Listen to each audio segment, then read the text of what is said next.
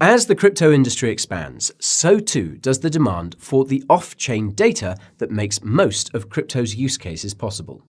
Chainlink is the undisputed leader in the Oracle crypto niche, and now the project is looking to go beyond basic data delivery. Today, I'm going to give you a quick recap of what Chainlink is, bring you up to speed on what Chainlink has been up to, explore some of Chainlink's new and upcoming features, and why they could take Link to new all-time highs.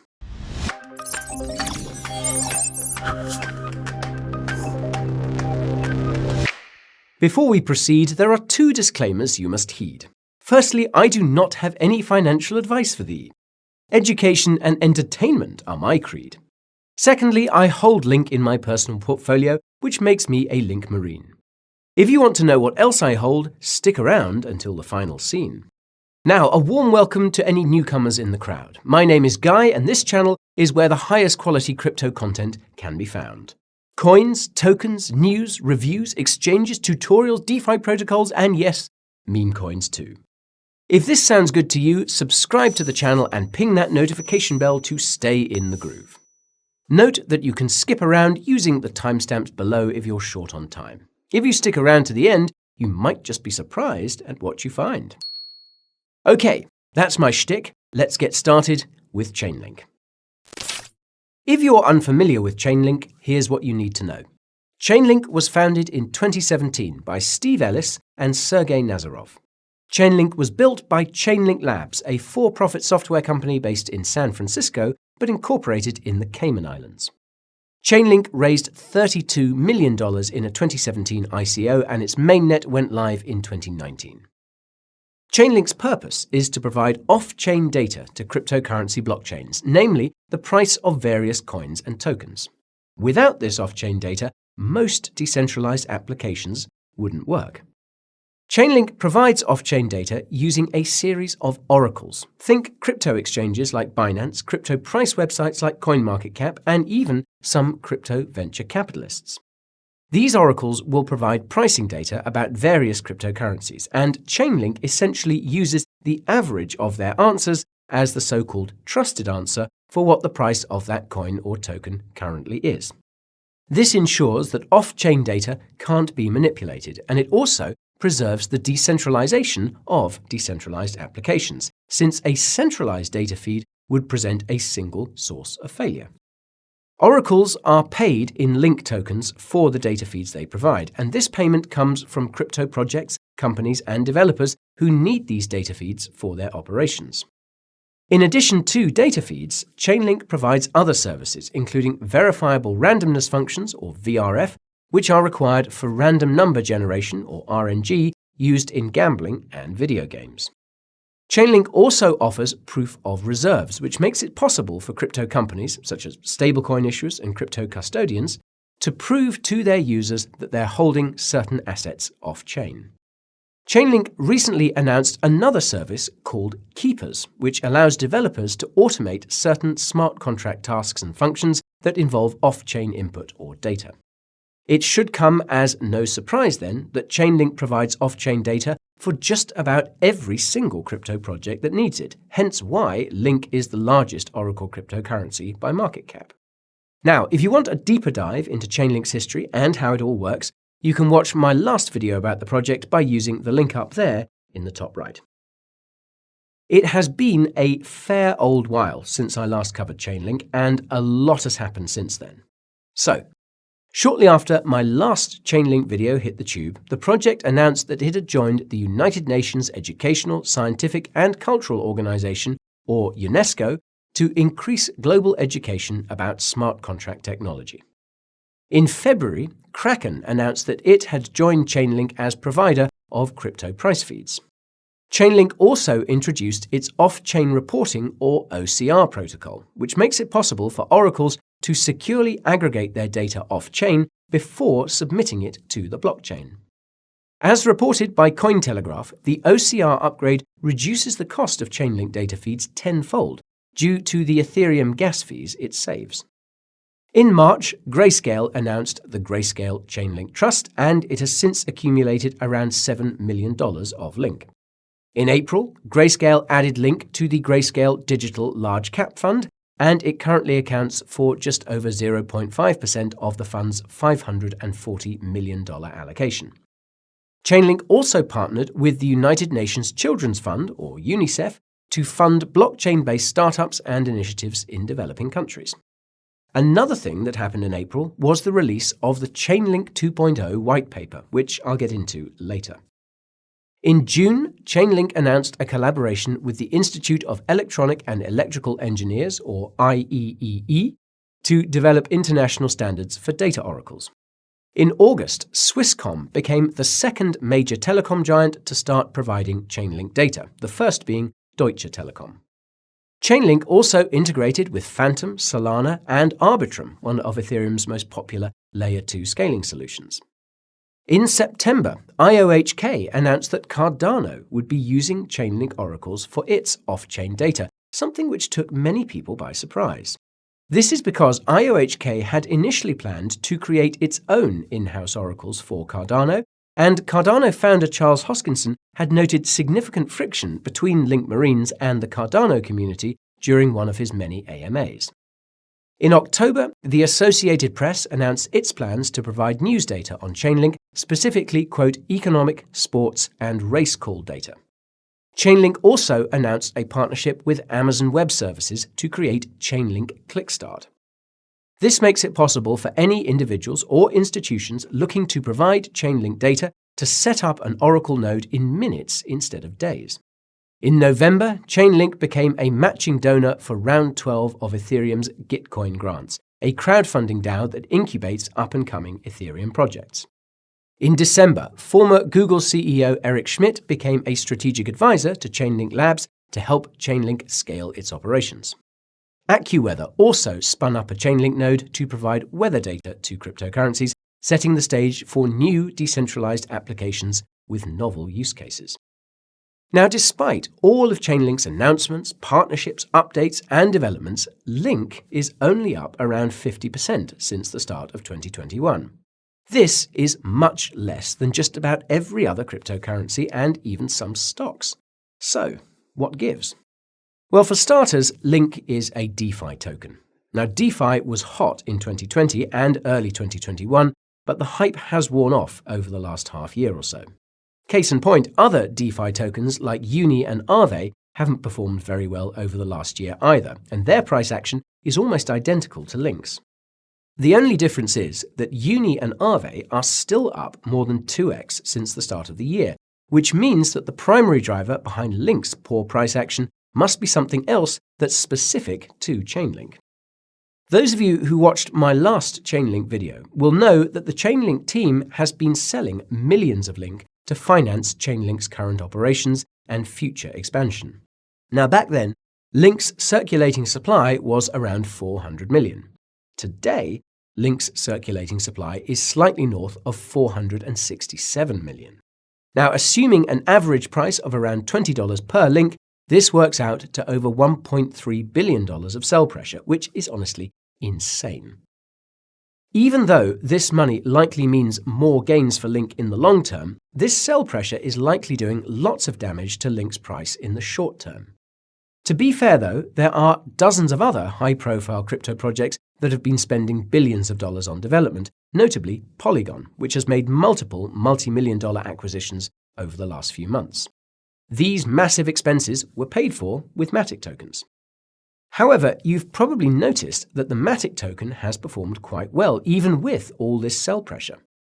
This is because Matic has something that Link doesn't have, and that's lots of demand.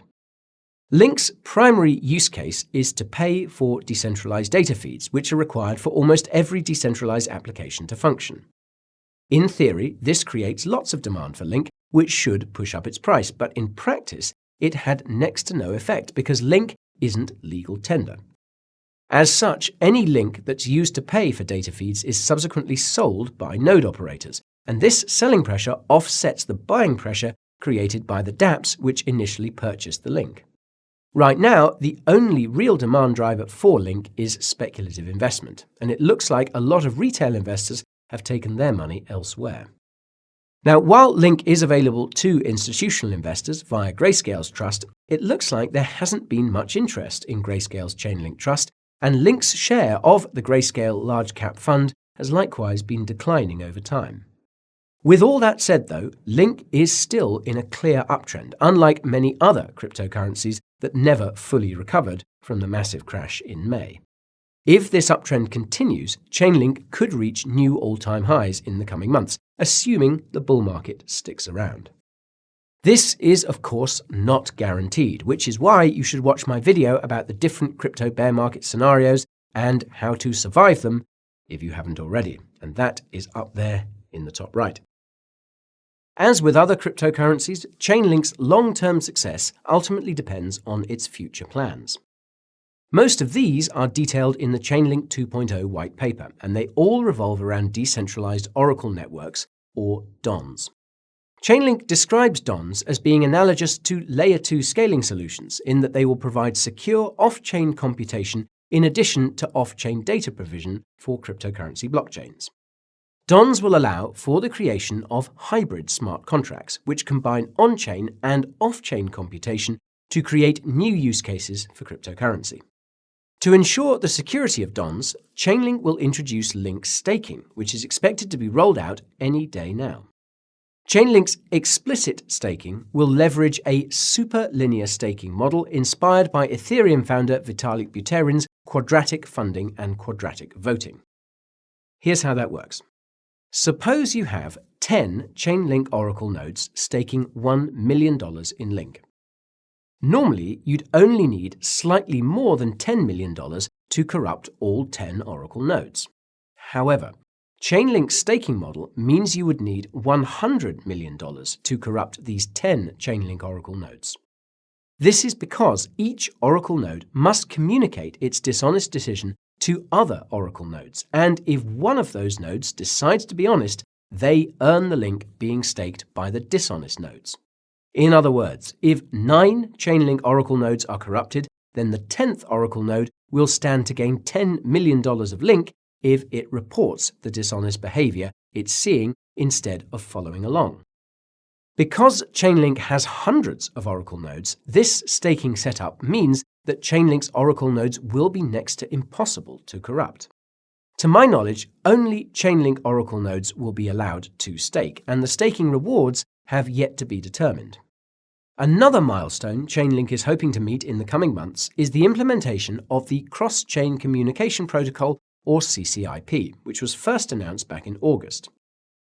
As the name suggests, the CCIP will facilitate interoperability between different cryptocurrency blockchains. Chainlink founder Sergey Nazarov hopes that CCIP will become a new open-source international communication standard on the Internet like TCIP. Interestingly, the CCIP will feature an anti-fraud network, which will, quote, monitor CCIP services for malicious activity that could lead to financial loss. If this kind of malicious activity is detected by the nodes which make up the anti-fraud network, quote, an emergency shutdown is automatically triggered to stop a particular cross-chain service. The Chainlink website notes that, quote, incorrect or excessive funds transfer are 2 things that the anti-fraud network would interpret as malicious. Now, these conditions sound eerily similar to the FATF's crypto recommendations, and you can learn more about what those are by using the link in the top right. As part of Chainlink's pivot to provide a broader range of crypto-related products, the project's mission has evolved to include, quote, creating an economically fair world. This is noted as Chainlink's explicit goal in a February blog post, where it announced that it will be expanding its community grants program to include so-called social impact projects. In June, Chainlink announced that it would be accelerating its social impact investing and was looking to partner with more non-profits and NGOs. Now, if social impact investing sounds familiar, that's because it falls under the umbrella of ESG. For those unfamiliar, ESG stands for Environmental, Social, Governance, and it's become the investment template for just about every asset manager in the world. As I mentioned in my video about ESG, this initiative was initially set up by the United Nations in tandem with the world's largest corporations. ESG criteria were standardized by the World Economic Forum shortly afterwards. Given that institutions are keen to invest in and collaborate with companies that commit to ESG, it's safe to assume Chainlink's new mantra is a means of getting on the good side of institutions. This would make sense since Chainlink co-founder Sergey Nazarov has been hyper-focused on DeFi 2.0, which involves the use of non-crypto assets such as real estate and corporate debt. Obviously, these next-generation DeFi protocols are going to need oracles too, and Chainlink is likely looking to be the oracle of choice in this new crypto niche. Now that's going to require a bit of knee-bending to get institutions on board, and this is something that almost every major crypto project has had to do in order to secure institutional investments and partnerships. The last point of focus for Chainlink going forward seems to be the metaverse. In a blog post from November, Chainlink explained that oracles will be required for metaverse worlds to reach mainstream adoption, especially those built on cryptocurrency blockchains. Not only that, but it's very likely that blockchain metaverse worlds will become interoperable, and transferring both fungible and non-fungible tokens between blockchains will require elaborate cross-chain data protocols such as Chainlink's CCIP. In one of the final paragraphs of Chainlink's metaverse blog post, it also seems to hint that it'll be looking to partner with tech giants like Meta and Microsoft to help them with their metaverse endeavors. It looks like this could happen because Meta's incoming CTO recently mentioned that they'll be looking to become interoperable with cryptocurrency blockchains. Now, you can learn more about the metaverse by watching my video about it, and that is, of course, in the top right. So, when it comes to the concerns I have about Chainlink, my primary one has to do with the growth of Chainlink's ecosystem.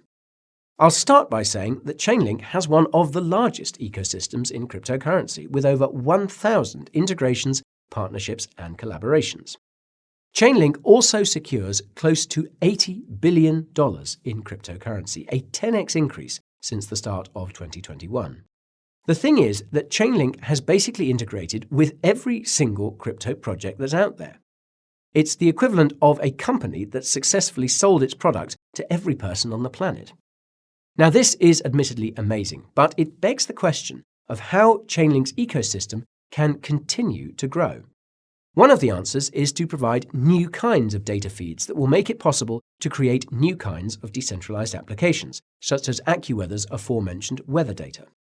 Chainlink co-founder Sergey Nazarov believes these unique data feeds are a sort of solution to the chicken and egg problem. If there are no new dApps to integrate with, that's because there are no new data feeds. Now that there are new data feeds, there will be more dApps to integrate with. A second solution is to secure more integrations with entities outside of cryptocurrency, and this is also something that Chainlink is doing. The problem there is that institutions are obsessed with compliance, and many of them are obsessed with ESG as well.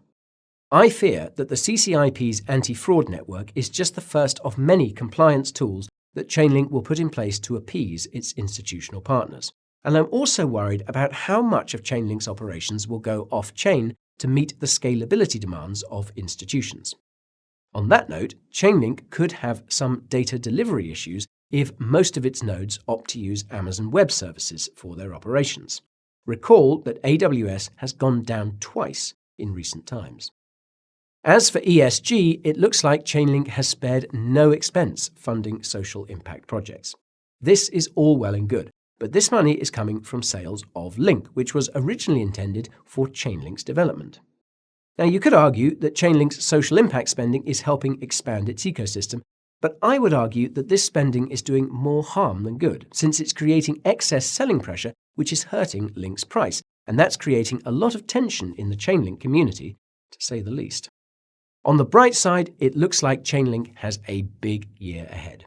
Chainlink 2.0 is in development, and I have a feeling that it won't be long before some of its revolutionary technologies are released. The most important of these is the introduction of Chainlink staking, which could be the catalyst to take Link to new all-time highs. This is because it would incentivize Oracle nodes to hold on to their Link rather than sell. Most of these Oracle nodes are run by institutions, and as I mentioned in my video about Fidelity's crypto report, there is nothing that institutions love more than yield. When Chainlink staking finally comes around, I believe Link will rise to meet the expectations of its holders. And when Chainlink 2.0 is complete, I predict Link will finally realize its full potential. That's it for today, my friends. If you liked what you saw, let me know by hitting that like button, and be sure to subscribe to the channel and ping that notification bell if you haven't done so already. I've got a lot more content on the way, and not just here. Coin Bureau Clips is where I give you emergency crypto market updates and serve up some behind-the-scenes outtakes. You can also find me on Twitter, TikTok, and Instagram, where I share my thoughts and my favorite crypto memes. I even have a free Telegram channel that recently surpassed 170,000 subscribers. I reckon that's expected, given that I give you the kind of juicy crypto updates that will supercharge your portfolio. And speaking of which, if you want to see what other cryptocurrencies I hold besides Link, all you need to do is subscribe to my weekly newsletter. That's where I give you my roundup of the most important events in the crypto market and tell you what to expect going forward. The Coin Bureau merch store is where you can find nifty shirts like these, and I've even got water bottles, beanies, and hoodies as well. Links to all of this and more are waiting in the description below. Thank you so much for hanging around. My gratitude is most profound. I'll see you all real soon, and until then, you know what to do. Hodl on, stay crypto, stay cool.